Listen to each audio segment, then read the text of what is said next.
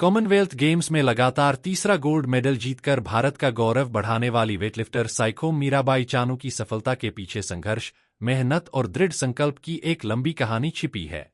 8 अगस्त 1994 को मणिपुर के इम्फाल के पास नोंगपोक काकचिंग गांव में जन्मी मीराबाई बचपन से ही अपनी असाधारण शारीरिक क्षमता देखने को मिली, जब वे घर के लिए लकड़ियों के भारी गट्ठर आसानी से उठा लेती थीं।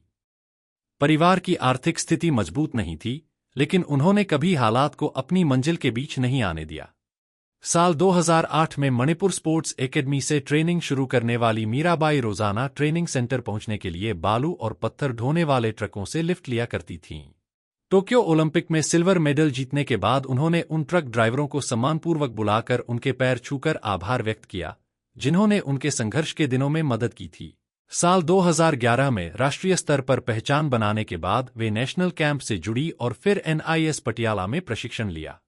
अपनी उपलब्धियों के चलते आज वे मणिपुर पुलिस में अतिरिक्त पुलिस अधीक्षक के पद पर भी कार्यरत हैं। मीराबाई चानू ने अंतर्राष्ट्रीय मंच पर भारत को कई ऐतिहासिक उपलब्धियां दिलाई हैं। टोक्यो ओलंपिक में सिल्वर मेडल जीतने के बाद अब उन्होंने कॉमनवेल्थ गेम्स 2026 की महिलाओं की 48 किलोग्राम स्पर्धा में स्वर्ण पदक जीतकर कॉमनवेल्थ गेम्स में लगातार तीसरी बार गोल्ड जीतने का इतिहास रच दिया है। इससे पहले भी वे 2018 और 2022 के कॉमनवेल्थ गेम्स में स्वर्ण पदक जीत चुकी हैं, जबकि विश्व वेटलिफ्टिंग चैंपियनशिप में भी कई पदक अपने नाम कर चुकी हैं। मीराबाई की इस शानदार सफलता में भारत सरकार के खेल मंत्रालय की TOPS और ACTC योजनाओं का भी महत्वपूर्ण योगदान रहा। इन योजनाओं के तहत उन्हें आधुनिक प्रशिक्षण, विदेशों में कोचिंग, विशेष ट्रेनिंग कैंप और अत्याधुनिक सुविधाएं उपलब्ध कराई गईं, जिससे वे विश्वस्तरीय प्रदर्शन करने में सफल रहीं। ब्रज दर्पण न्यूज नेटवर्क परिवार वेटलिफ्टर साइखोम मीराबाई चानू को कॉमनवेल्थ गेम्स में लगातार तीसरा गोल्ड जीतने पर हार्दिक बधाई प्रेषित करता है और उनके उज्जवल भविष्य की कामना करता है।